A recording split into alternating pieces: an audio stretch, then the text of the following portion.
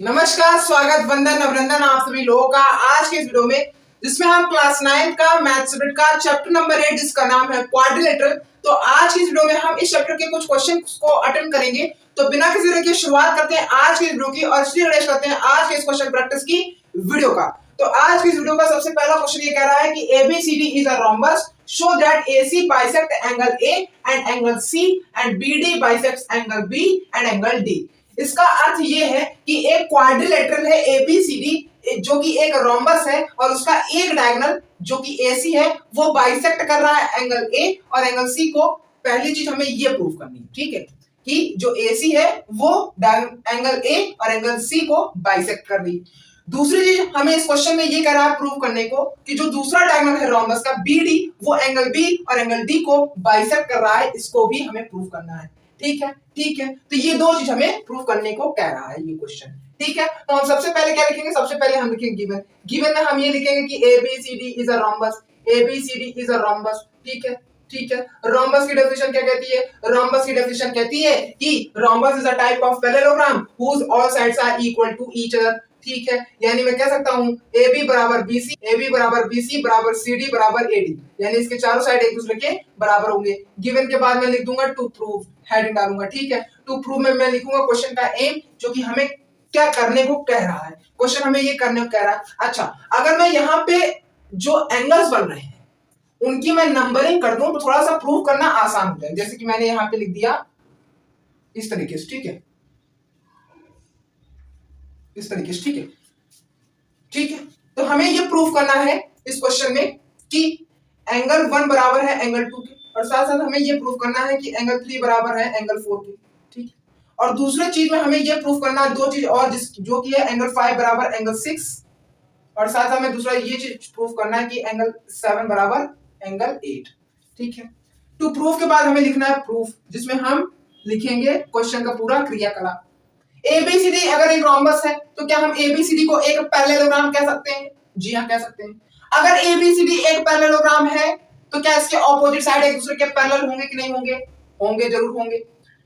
तो अगर इसके ऑपोजिट साइड एक दूसरे के पैरेलल हैं तो क्या मैं कह सकता हूं कि AB is parallel to CD? बिल्कुल कह सकता हूं।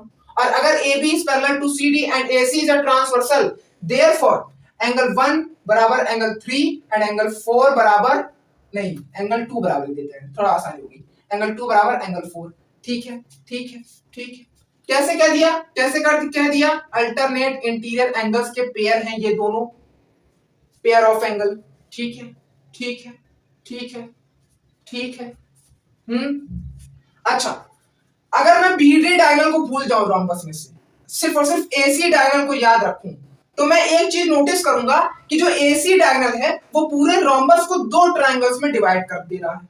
अगर सिर्फ और सिर्फ दोनों ट्रायंगल में से सिर्फ और सिर्फ एक ट्रायंगल की बात करूं, अगर मैं बात करूं सिर्फ और सिर्फ इन ट्रायंगल ABC की, तो ABC में मैं एक चीज देख सकता हूं कि AB बराबर है BC के, AB बराबर है BC की। ये कैसे कह सकता हूं? ये भैया मैंने गिवन में ही कह दिया था कि रोम्बस के चारों साइड एक दूसरे के बराबर होते हैं, तो इसलिए AB बराबर BC होगा। ये मैंने गिवन में ही लिख दिया है, तो इसलिए इसका रीजन गिवन होगा, ठीक है। अच्छा, अब AB बराबर हो गया BC के, तो आपने ये पढ़ा ही होगा कहीं ना कहीं ट्रायंगल्स चैप्टर में कि angles opposite to equal sides are equal to each other. तो इस थॉट से मैं कह सकता हूं कि एंगल 2 बराबर एंगल 3 है कि नहीं है? तो आप कहोगे है। अगर एंगल 2 बराबर है एंगल 3 के, वही एंगल 3 बराबर है एंगल 1 के, तो क्या मैं कह सकता हूं कि एंगल 1 बराबर होगा एंगल 2 के? कह सकता हूं कि नहीं कह सकता हूं? कह सकता हूं, ठीक है। तो इस चीज की मदद से हमने पहली चीज अपनी प्रूफ कर ली, कर ली ना? कर ली। आप एक और चीज इसमें देख सकते हो, अगर एंगल 2 बराबर है एंगल 3 के, अगर एंगल 2 बराबर है एंगल 3 के, वही एंगल 2 बराबर है एंगल 4 के, तो ये मैं कह सकता हूं कि जो एंगल 3 होगा वो बराबर होगा एंगल 4 के। तो इस चीज से मैंने दूसरी चीज को भी इक्वल शो कर दिया, ठीक है। तो इन दोनों इक्वल शो होने की वजह से एक चीज तो प्रूफ हो गई कि जो AC डायगोनल है रोम्बस का, ये एंगल A और एंगल C को बाइसेक्ट कर रहा है, ठीक है, ठीक है। अब 50% पार्ट कवर हो चुका है, ठीक है। अब यहां पे बीच में आपको सेंटेंस लिखने की जरूरत पड़ेगी, ठीक है। आपको सिंपल सा सेंटेंस ये लिखना है, एंगल 2 बराबर एंगल 3 तक आपको वही छापते चले जाना है। उसके बाद आपको एक लाइन लिखनी है कि since angle 2 is equal to angle 3 and angle 1 is equal to angle 3, therefore angle 1 is equal to angle 2। Okay okay, अब आप यहां तक लिख लिए। अब उसके बाद आप लिखोगे again since angle 2 is equal to angle 3 and angle 2 is equal to angle 4, therefore angle 3 is also be equal to angle 4। Okay, तो इस चीज की मदद से, इस लाइन की मदद से आप इन दोनों चीज को इक्वल शो कर पाओगे। आप लॉजिकली अपने दिमाग, अपने माइंड का यूज करके इस चीज को तो यहीं पर ही शो कर लोगे, इस चीज को देख करके, बट आपको एग्जाम में रिप्रेजेंट भी करने की जरूरत पड़ेगी। तो आपको सिर्फ और सिर्फ गिन के 4 सेंटेंस लिखना है। इसके बाद सबसे पहला सेंटेंस यही लिखना है, एक बार फिर से रिपीट कर रहा हूं कि since angle 2 is equal to angle 3 and angle 1 is equal to angle 3, therefore angle 1 is also equal to angle 2। फिर उसके बाद फिर से लिखना है कि again since angle 2 is equal to angle 3 and angle 2 is equal to angle 4, therefore angle 3 is also be equal to angle 4। ठीक है, ये 4 लाइन आपको लिखने दी है और इन्हीं 4 लाइन की मदद से आप इन दोनों चीज को इक्वल शो कर पाओगे और एक चीज को आप प्रूफ कर पाओगे कि जो AC है वो एंगल A और एंगल C को बाइसेक्ट कर रहा है। ठीक है, ठीक है, समझ में आ गया। अब आगे आप लिख लीजिए वीडियो पॉज करके। अब क्वेश्चन में बढ़ते हैं और आगे। पिछली बार हमने क्या किया, पिछली बार में हमने AC डायगोनल को यूज करके ये प्रूफ किया कि जो AC है वो एंगल A और एंगल C को बाइसेक्ट कर रहा है। अब हम BD डायगोनल को लेकर के ये प्रूफ करेंगे कि एंगल B और एंगल D को बाइसेक्ट कर रहा है BD।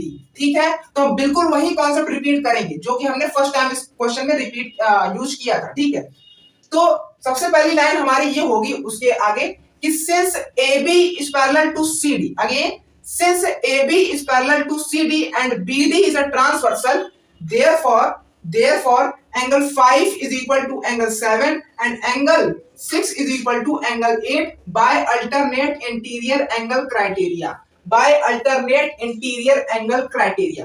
ठीक है, ये चीज हम लिख देंगे। फिर जैसा कि हमने पिछली बार में BD डायगोनल को भूल गए थे, वैसे ही हम AC डायगोनल को इस बार भूल जाएंगे। अब अगर हम AC डायगोनल को भूल जाएंगे तो सिर्फ BD डायगोनल बचेगा। BD डायगोनल बचेगा तो हम एक चीज नोटिस कर पाएंगे कि जो BD डायगोनल है ये एक रोम्बस को 2 ट्रायंगल में डिवाइड कर दे रहा है। तो दोनों में से सिर्फ और सिर्फ एक ट्रायंगल की बात करेंगे। मान लीजिए मैंने एक ट्रायंगल की बात की, जैसे कि in triangle BCD, in triangle BCD। ठीक है, उसी तरीके से मैं क्या कह सकता हूं इस ट्रायंगल में कि जो BC है वो CD के बराबर है, जो BC है वो CD के बराबर है, जो BC है वो CD के बराबर है। जी हाँ कह सकते हैं, जी हाँ कह सकते हैं। कैसे कह सकते हैं, ये गिवन है, ये क्वेश्चन में ही कहा गया था कि इसके सभी साइड इक्वल है, यानी कि मैं कह सकता हूं जो BC होगा वो CD के बराबर होगा। ठीक है, तो ट्रायंगल्स में हमने पढ़ा था कि angles opposite to equal sides are equal to each other. तो इस थॉट के अकॉर्डिंग मैं कह सकता हूं कि एंगल 6 बराबर एंगल 7, एंगल 6 बराबर एंगल 7। रीजन हम वही छाप देंगे कि angles opposite to equal sides, angle opposite to equal sides are equal to each other. इतना लिख दोगे तो समझ जाएंगे are equal to each other. ठीक है, ठीक है, ठीक है। फिर वही 2 लाइन फिर से लिखनी की, since angle 6 is equal to angle 7 and angle 5 is equal to angle 7, therefore angle 5 is equal to angle 6, angle 5 is equal to angle 6। ठीक है, ठीक है, तो इन 2 लाइंस की मदद से मैंने ये प्रूफ कर दिया कि जो BD है वो एंगल B को बाइसेक्ट कर रहा है। उसी तरीके से हम इसके आगे 2 और लाइन ऐड करेंगे जो कि ये रहेगा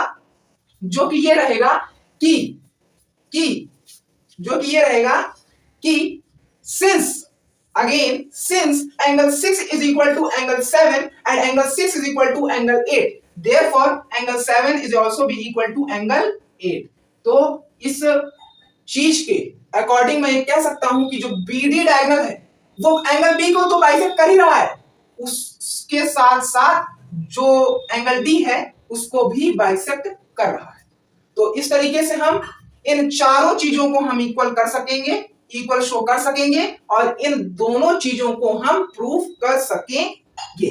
फिर उसके बाद लास्ट में आपको ये लिखना है 2 शब्द जो कि है हेंस प्रूफ। तो इतना था क्वेश्चन का सॉल्यूशन, इतना बड़ा था। कॉन्सेप्ट तो छोटा था, कॉन्सेप्ट को हमने रिपीट किया जिसकी वजह से जो क्वेश्चन का सॉल्यूशन था वो थोड़ा लेंथी हो गया। तो जितनी चीजें मैंने आपको इस क्वेश्चन में समझाई उतनी चीजें अगर आपको समझ में आई हो तो वीडियो को लाइक, वीडियो को शेयर और चैनल को सब्सक्राइब जरूर करिएगा। मिलते हैं वीडियो में लास्ट अपडेट में रहने के लिए। Thank you so much.